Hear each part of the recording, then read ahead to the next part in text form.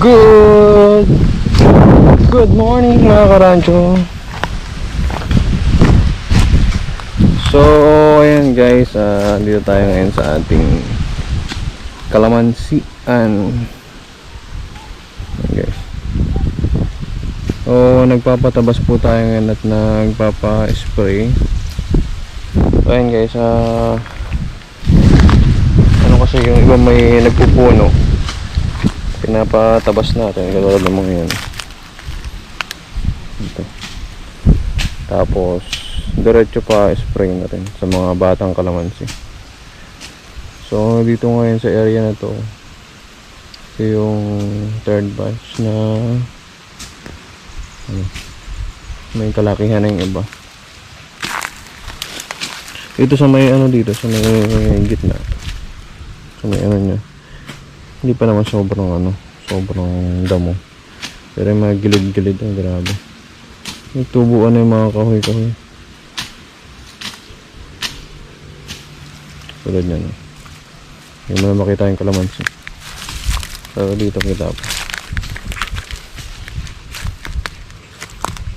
Kaso dyan sa kabila, saan naman yung kalamansi dito? Nandun sa kabila. Ito, tayo mo. Puro daman doon yung kalamansi.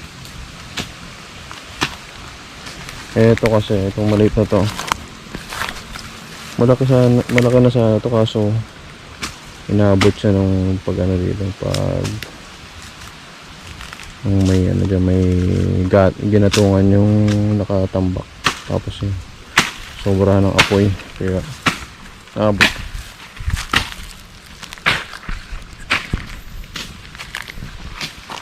So yun guys, it's month of July. Yari yung so may gitna.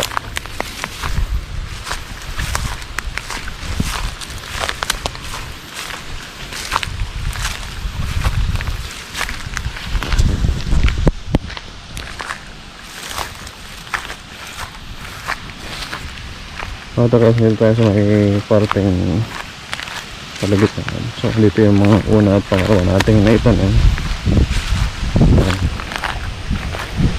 Dito medyo lang, malaki na sila.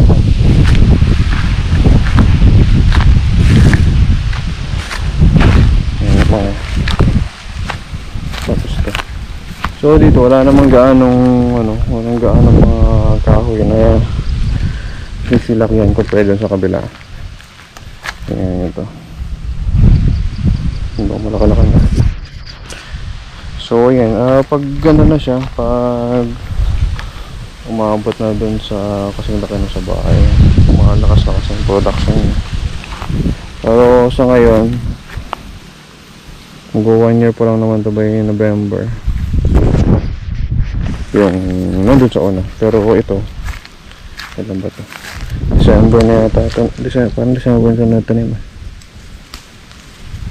Kunin natin yung ibang mga maliliit para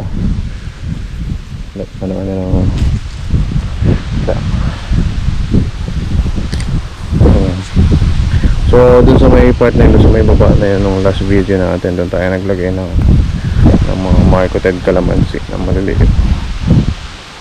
Yung mga 1 stick.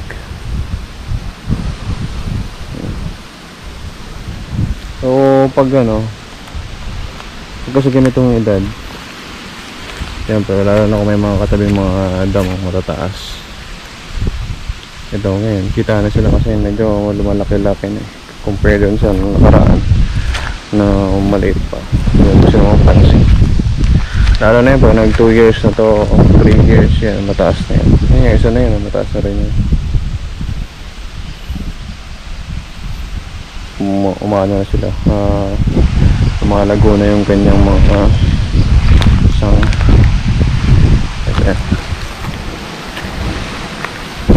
ibang may mga nahuhulog na kasi wala namang mataasa na to.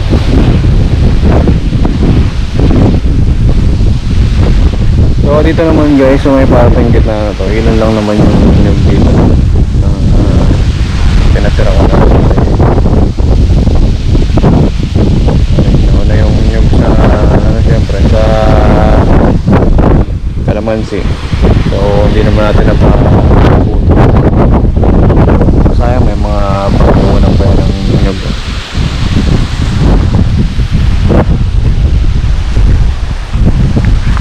So it's halos end of the month na. And nauna kasi yung ating yung sanlang palay, sanlang palayan. So yun na muna natin doon. Tapos nakakuha tayo ng window ngayon na medyo mainit. Ayan, pwede tayo makapag-spray kasi baka maunahan na naman tayo ng ating damo. Although yung iba mga tuyo pa naman ito. So yung iba kasi tulad dito sa part na yun, may mga dami ng mga green. Malakas kasi yung dito, ang damo dito.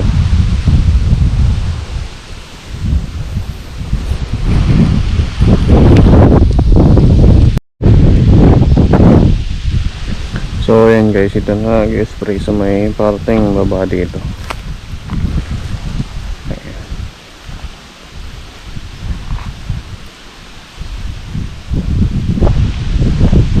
May iba parang nagbulaklak na eh. Ayun, nagbulaklak na yata. Ayun. Nagbulaklak na.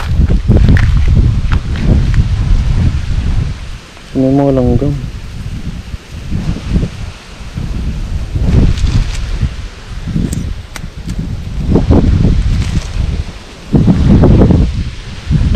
Ano.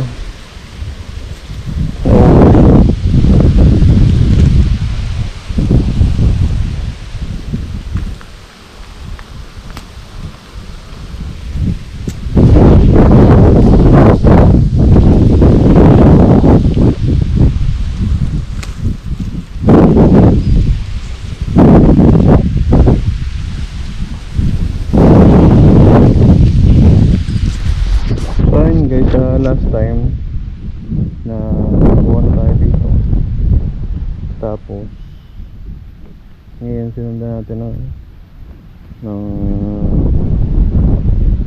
spray kasi nung nag-abono tayo medyo maulan, hindi naman pala medyo maulan, medyo makulim na yung panahon, tapos yung hapon umulan.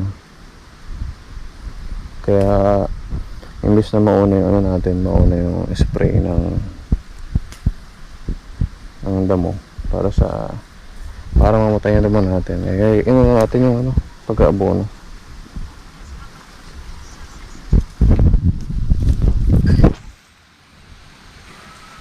Tapos hindi rin pala natin nadala yung sprayer na yun natin kasi nagpalit tayo ng nozzle at nasira yung plastic. So ngayon nagpalit tayo ng yung metal pang matagalan. Pero ganyan din yung buga niya. Rin naman, naka-spread din naman.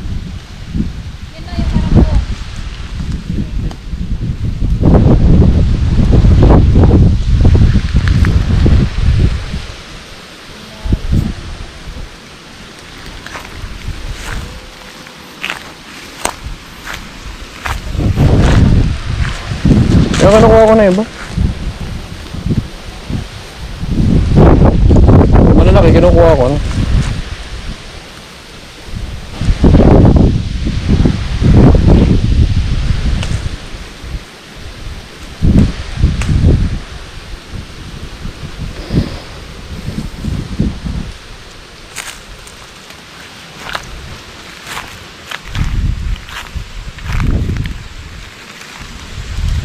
kunin ko nga ito para mapalitan na ito.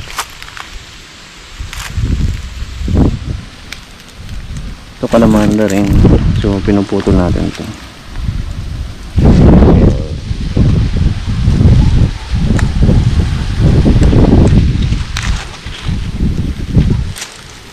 Yan, iklasin na lang natin.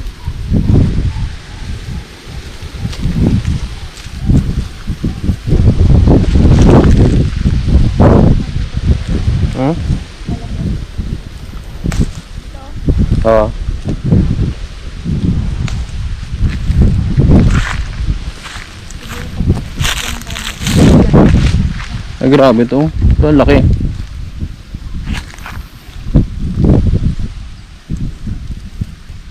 Oh, tigas naman to sa ilalim, no?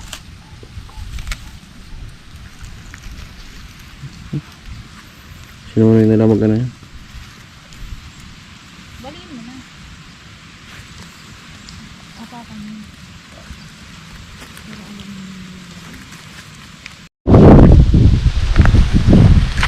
So ayun guys, nandito tayo ngayon sa may baba na area. So ayan, ito na yung mga one stick natin. Ang liit, ano. Yung mga markot natin. Ang galing ko na ito para makahinga na to. One stick yan, pero syempre markot, kaya may mga bunga na.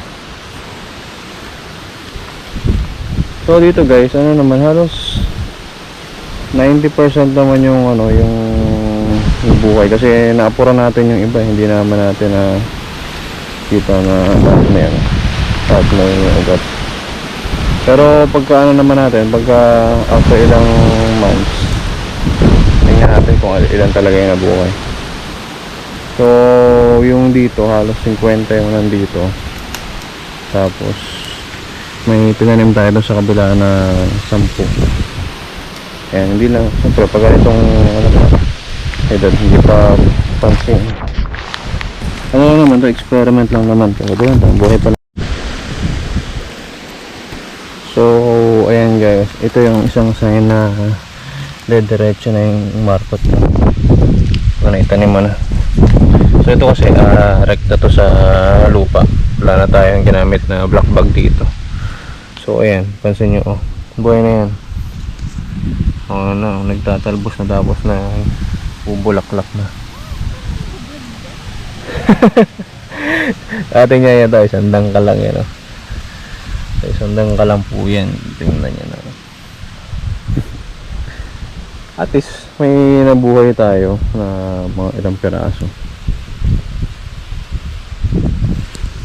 di ba? O siyempre ano, nakabuhay ka ng mga ganon, hindi ka nabibili. So kung may nabuhay kang, kung bentaan ay 80 at naka 10 ka, naka menos ka ng 800. Tapos meron sa pagpapadala, meron sa ano, transpo. Tapos ano pa? Meron sa transpo pag ano mo dito, kasi di po may mga ano na yan, may black bag sa mabigat na upa ka pa ng kalabaw, since wala tayong kalabaw. Tara na. Kala mo walang tanim, di ba? Dun, dito na, okay na tayo. So may mga ilan na patay, pero okay na yan. Experiment lang naman natin yan. So ayan, kung magtatanim ulit ako ng ano, ng markot, gawin ko siguro mga 1 buwan kalahati na, pagka direct na lupa ang ilalagay lang, yung mga walang root na solution. Kasi ano, tagal ang ano niya, tagal niya maugat. So yun, mga 1 buwan kalahati to 2 buwan, maganda ng ugat, no, pagka nakaano ulit tayo. Tulad nito, ito, diba? Matagal na naman hintayin ito, pero since nagbili tayo ng budget, so okay na ito na nandito. Kaya po hindi masunod, kaya hindi palitan natin ng crafted. So ganun lang naman guys, eh. So ito naman kasi pang tipid mode ito, yung wala kaming budget, tapos pinag-eksperimentohan natin yung isang markot, ayan, isang grafted natin sa bahay na malaki na. Pinero pa, yung tanim ko. Oh, yung tanim mo, buhay? Oh. Kasi yung tanim, pag walang ugat, tinatapon ko. Tinatapon pag walang ugat. Oh, ito. Andit lang nito, ito. Malalim na para makahinga na ito. Buhay, eh. Dumaan na ako dyan. Oh, yun naman may ano. Oh, yun. Ito lang guys. Medyo medyo nalililiman dito pero may sun naman. Diba? Ayan. Ito pa. Saan pa isa? Ayan. Wala naman. Na-spray na yung gilid yan. Yan pa. Okay na yan. So, in between naman siya ng ano, ng niyog. Pero, ayun na naman siya. May sunlight naman. So, ayun guys. Hanggang dito lang yung ating vlog for today. So, binisita lang natin itong ating rancho. Nagpa-spray tapos nagpa-tabas. Kaya na-continue na tayo ng, ano, ng tabas. Tulong na tayo doon. Mamaya na tayo mag video ulit. Ito yung pahabol na to guys. Ayan, okay naman siya. So dito sa area na to inaabot ng tayo na inaabot na ng ito ano to ng nasunog to eh. Kaya gumanyan ulit siya. Pero at least buhay. Ayan. Parang kalamanda rin to. Parang namatay yung kalamansi. Nabuhay yung kalamanda rin. Ito nga oh. Tatlo yan. So, ayan guys. Ito ko iakit na.